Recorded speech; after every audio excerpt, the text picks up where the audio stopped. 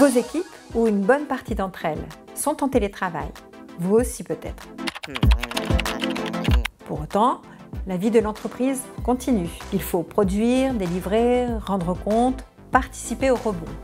Mais comment rebooster les équipes en télétravail alors qu'on va tous rentrer dans une période d'incertitude? C'est le sujet de cette compile de bonnes pratiques et on en parle juste après cette petite intro.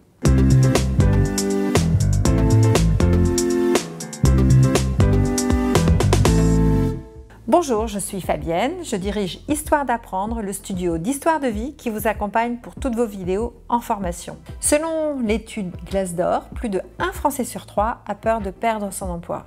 D'autant que le travail a généré, chez eux, chez nous, des doutes. Même si certains ont vécu les joies de travailler avec vue sur le jardin, cela n'a pas empêché les questions. Peut-on progresser dans sa carrière quand on est loin du boss qui ne voit plus aussi bien nos efforts au travail? Peut-on rester enthousiaste quand on est isolé? Les réunions virtuelles ayant elles aussi leurs limites? Peut-on réellement développer notre créativité sans ces contacts directs, ces small talk devant la machine à café qui permettent de faire jaillir des idées? Alors, quels sont les conseils que nous pouvons lire pour éviter que tous ces doutes viennent trop plomber le moral de nos équipes? On en a identifié 5.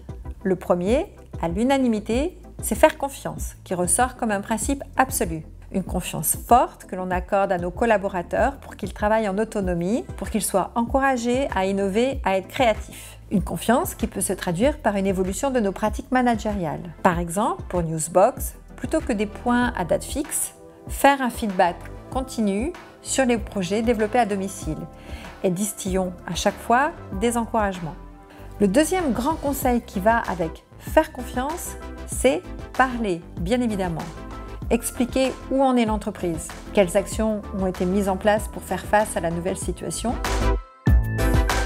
Comment envisage-t-on la suite? Il faut être transparent, ne pas chercher à avoir réponse à tout, précise le cabinet Partners dans son guide du rebond, car il y a encore de nombreuses inconnues pour tout le monde.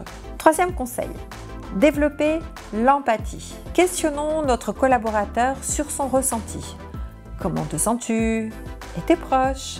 Essayons de repérer la sensation d'isolement, la surcharge ou au contraire le désengagement. Quatrième conseil, créer des rituels conviviaux à distance. Ça rassure, ça permet d'entretenir les liens, des cafés virtuels, des pauses e-déjeuner, e-sport, des conf call café croissant. Les idées ne vont pas manquer. Bonjour. Bonjour Pierre Cross. Bonjour Choupa. Bonjour Hugo. Bonjour Manu. Le confinement, ça t'a fait du bien, je trouve que t'as bonne mine Pierre. C'est vrai, je suis beau? Non. Et puis, cinquième et dernier grand conseil, diffuser du positif. Partager nos succès, nos bonnes pratiques.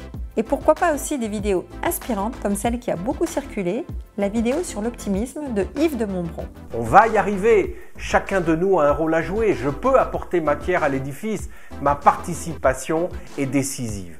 Donc, si je récapitule, faire confiance, encourager, expliquer, être empathique, créer des rituels conviviaux, diffuser de l'optimisme, voilà la recette pour avoir une équipe regonflée à bloc.